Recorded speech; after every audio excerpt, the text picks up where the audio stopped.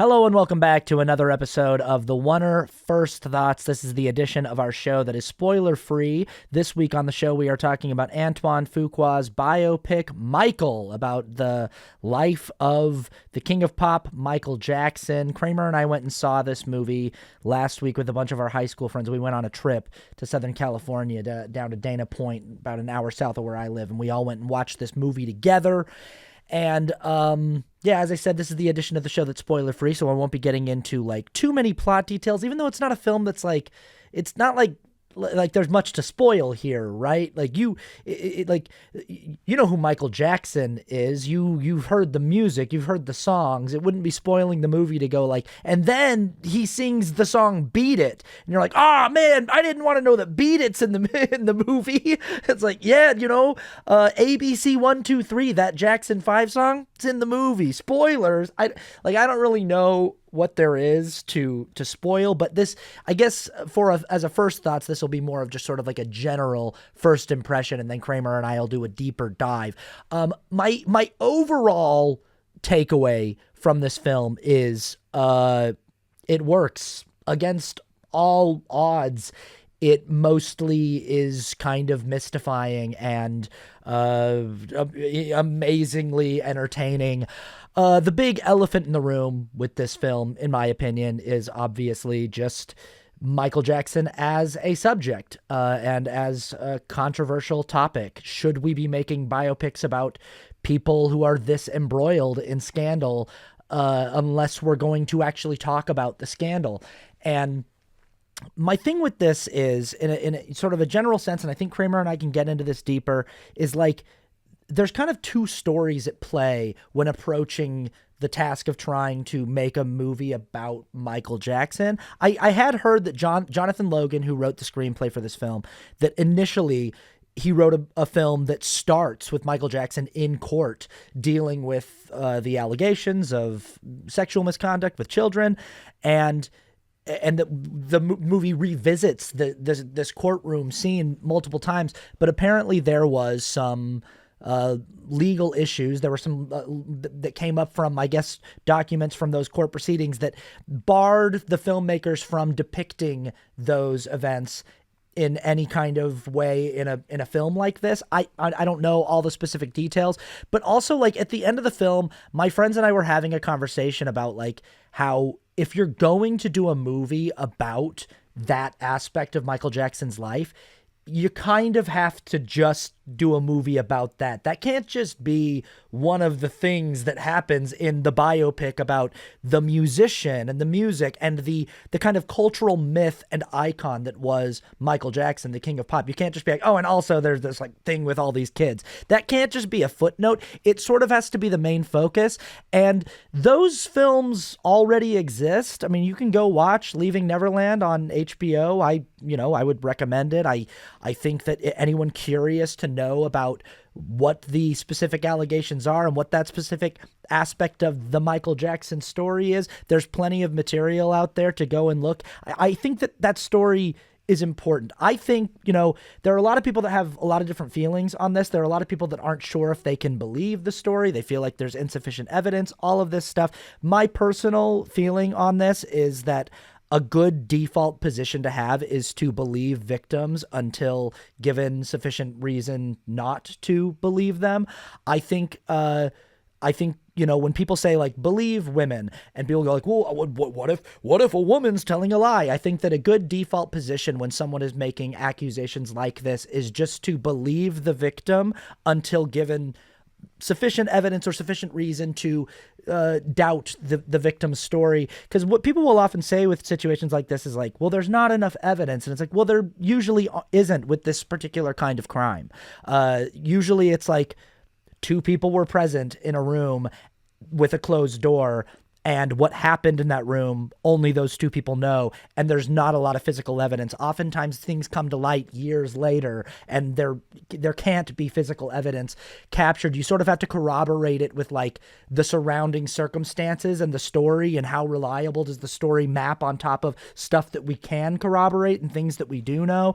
And anyway, my takeaway is, after watching this film that like Kramer and I didn't even know if we should go support it or should go watch it because of this controversy. My takeaway, though, is with Antoine Fuqua and Jonathan Logan trying to make a movie about this figure, I do believe that, like, there's two different versions of this. There's the grounded, gritty, real kind of trauma horror film about what may have happened behind closed doors at the Neverland Ranch, and that's a whole other kind of film. And then there's the film about what Michael Jackson, the cultural icon and myth and legend, was to the world for several decades. Like between like 1970 and 2005, this like 25-year span, what Michael Jackson as a cultural figure and musician and performer meant to generations of young people and just people in general, to billions of people across the entire world, what his art meant to people, the impact of that.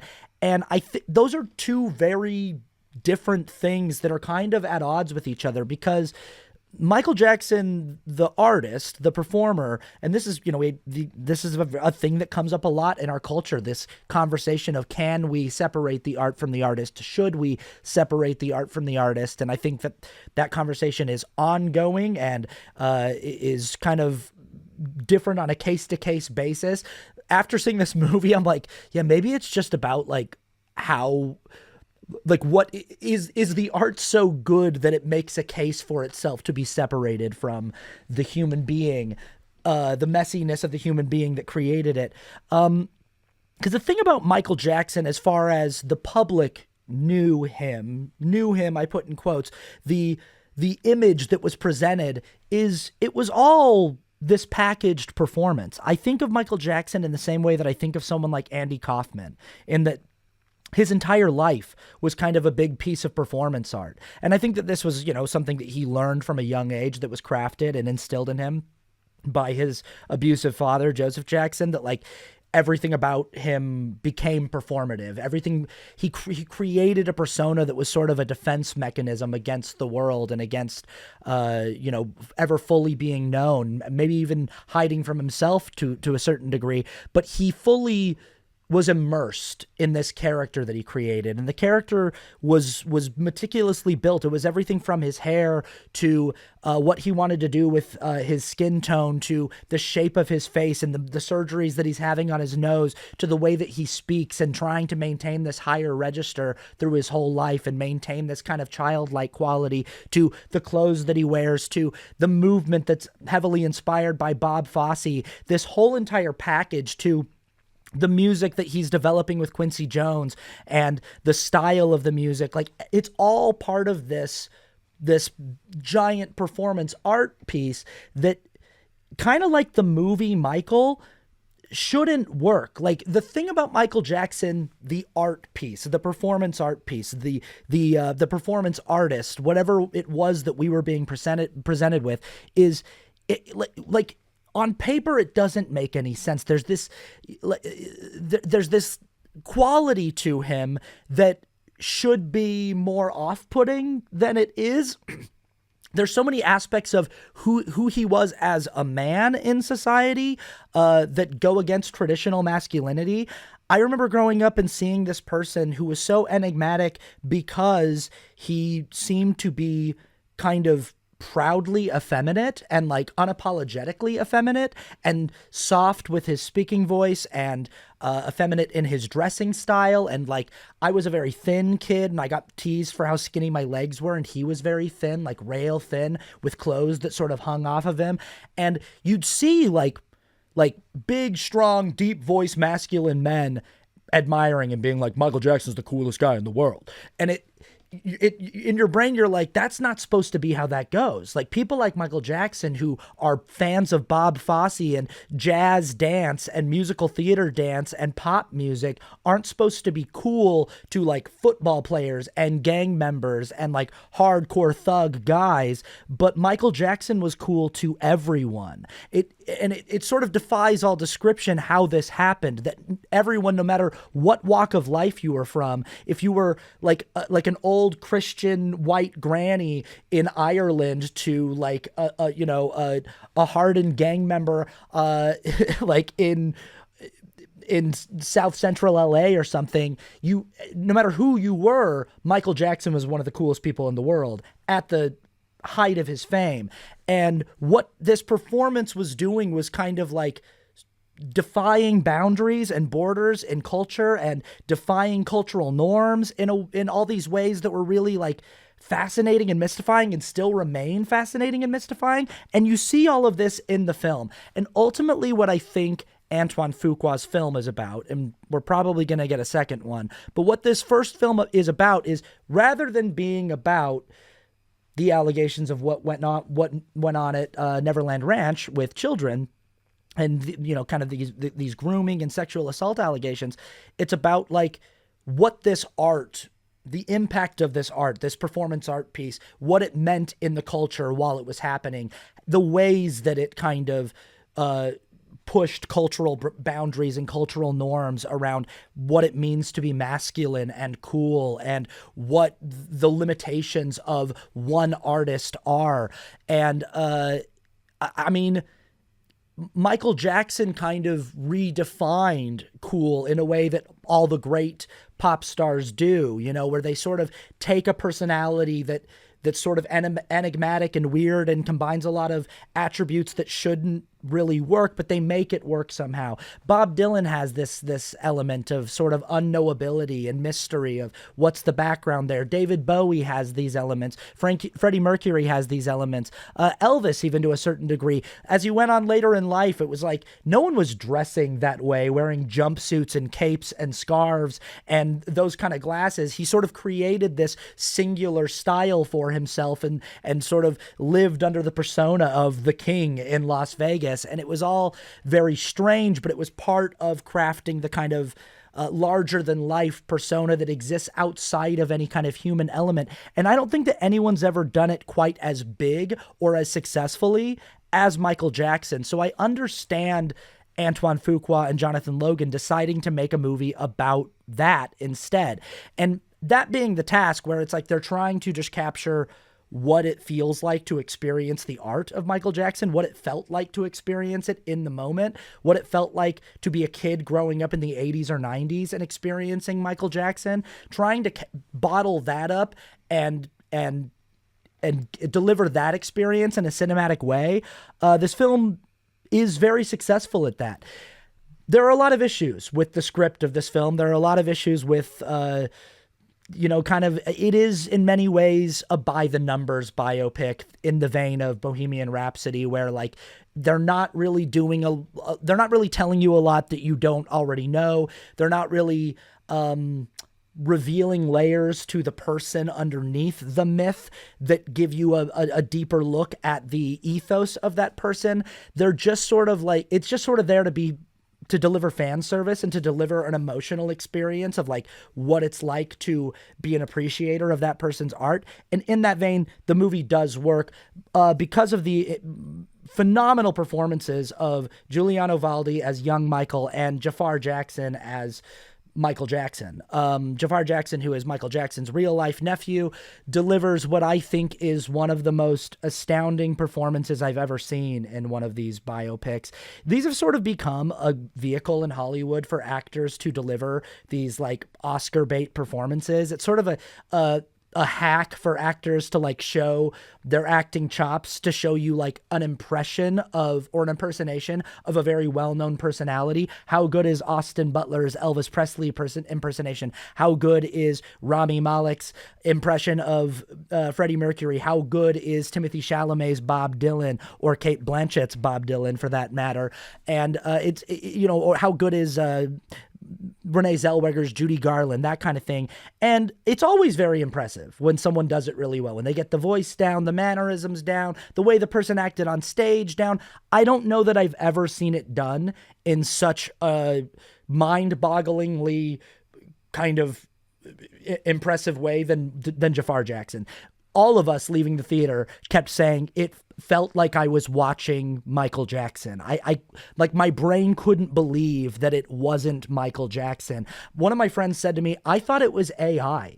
It felt like I was looking at an AI recreation of Michael Jackson. That's how close it was. It wasn't just a good impersonation. It felt like a complete, uh, you know, resurrection of someone who isn't alive anymore. Like it just felt like they had done something kind of magical and impossible, and in that way I think it's the best presentation of what it felt like to experience Michael Jackson's art as a kid, because it is sort of something that's bigger than a gritty, grounded human experience. It feels more theatrical and presentational and performative than that by nature. And that's why ultimately the movie works, is because when we get into these musical sequences where Jafar is just cutting loose and letting us see the work that he poured into getting the dancing right and the facial expressions and it is absolutely riveting. I mean, it is just astonishing how well it works. And I think that like ultimately that's I want to get into more with Kramer, like the stuff that doesn't work about the pacing and about some of the dialogue and kind of our through line with Joseph Jackson and the way that thing sort of gets a little bit repetitive and stale throughout the movie. But ultimately what works here, why the reason why audiences are responding so positively to this film, is because it's delivering on a feeling. It's delivering on something bigger than like whoever the human being was behind this performance. It's delivering what it must like a fraction of what it must have felt like to get to see Michael Jackson on one of these tours, on in one of these stadiums, and feel the energy of this performer who was maybe one of the greatest live performers of all time. And this movie is really delivering on that kind of energy, and talking about like what this art meant in culture and the impact that it had. And yeah, those are my general thoughts. We'll get into more detail on the full episode of the podcast. And okay, take it away, Kramer. Thank you, Austin. As you might know, we haven't been making a podcast for the past couple of weeks. Austin has been busy. He's been filming a movie, and he was out of town. And then me and him just got back from a vacation together with a few of our friends, which was a ton of fun. And we all went and saw Michael together. So that was fun to be able to see that, me and Austin and our friends, and kind of experience that together. So first of all, the thing about Michael was it is a lot of fun. There is a lot of fun in this movie. The singing, the dancing is amazing. And I have to say, Jafar Jackson really knocks it out of the park. I mean, he hasn't done anything before. His acting was great. His singing and dancing was absolutely amazing. There were times that I thought I was watching Michael Jackson. He looked the part. He could dance the part. It was, I mean, all the songs that they're singing and all the things that they're doing, like really kind of brings back the nostalgia. I mean, me and Austin grew up, more in the 90s, but Michael Jackson was a huge part of that. It was this part of the story takes place before we were really into it, but I've known about these things that have happened. Obviously Thriller is always huge. I found out about the Jackson 5 and all that. So apparently they're making a second one, and I imagine that will be more of covering a lot of the stuff that kind of I grew up with. But this first one, there's a lot of good in there. There's a lot that critics and audiences are very divided on this. You've got a really big audience score. It's like, I think it's like 97, and then it's like 35 or somewhere around that for the critics score. And I'm as far as the movie itself, there's the story itself was pretty bland. Now there was a lot of changes that they had to make. They originally had a different beginning and ending that they were going to do, but then their legal team found out that there was a clause, or there was a stipulation in the agreement that they had with one of Michael Jackson's accusers or his victims that they couldn't portray it in any media. So they had to completely rewrite the third act, and I think that is kind of showing. It just the story itself is fine. There's nothing bad about it. It was kind of bland. My biggest issue that I had with it is that the pacing was way too slow. I was hoping that they would kind of cover more. Michael Jackson was a very personal writer. He would write songs about his personal life all the time. And Billie Jean is a big part of this movie because that's the first time that he shows off the moonwalk and everything, and they show that, which is cool. But I really kind of wanted to get into that story a little bit because I'm pretty sure that's a true story about his life. A woman came to him and said that this guy is his son, and he said that's the kid is not my son, right? That's I was hoping that they'd get into that or maybe kind of talk on that, but it wasn't. So I feel like if they could have upped the pacing a little bit, they could have covered a little bit more ground. Instead, they decided to focus on his family. They really focused on Michael and his dad. That was kind of the main crux of the story. And Coleman Domingo is amazing. He was able to do a lot with very little, and he pulls it off really well. And again, Jafar Jackson does a great job. The story was there. It definitely hit the beats, and it had a theme. It was mostly about Michael kind of standing up for himself. That's kind of the theme of the movie, and you get that pretty early on. That's not really a spoiler, but it was so the story itself was fine, but it just wasn't. I mean, there wasn't anything new. There wasn't anything that was really gripping, especially about the story. But then every time the performances come on, every time he's singing and dancing, when he's doing when he's preparing to do the Thriller music video, it's awesome. Everything, it just is a ton of fun. So it's kind of like this like back and forth that I have with this movie of like, man, I had a ton of fun with the singing and the dancing, and the story's passable. It's nothing is definitely not bad. But I feel like it could have been more interesting, could have been a little bit, dig a little bit deeper into Michael Jackson and what he was going through. They really do just focus on his lack of a childhood and his kind of his relationship with his family, and that's fine. The movie, I think, is well. I think it. The thing that we really wanted, we wanted a theater that was going to get into the music and dance and sing and stuff. We didn't get it, which is fine. But if you can do that, that's great. I think that would be a ton of fun to go see this movie in a theater that has everybody singing and dancing, because that's where the experience was. That's where the fun was. I think it's going to be a really great experience for anybody to see it on the big screen. So I think you should go and see it and make the decisions for yourself. And this is the thing, me and Austin will get into this. This does not go into any controversial territory. And that's fine. They chose not to do that. Um, they kind of were forced not to do that. So we'll see how it goes for the next movie that they're making. But this was, specifically about Michael and his family and overcoming that certain trial. So I can't knock it for not doing all the other things. I mean, I guess I can, but I think it would have been more interesting with that. I think it would have been a great film if they would have kind of gone into a little bit more of some of his stories. But they kind of drew it out a little bit. They kind of dragged it out a little bit and just focused on his family. So, but still, it's a good movie. And if you like Michael Jackson, you're gonna love the dancing. You're gonna love the singing. It was definitely a fun time, even just for those parts. I think it's worth it to go see it in a theater. I think you should go and see it. I'm excited to get into this more with Austin. We kind of have already gotten into it, but I'm excited to see what his scores are. So stay tuned for the full review, and we will see you guys on the next one.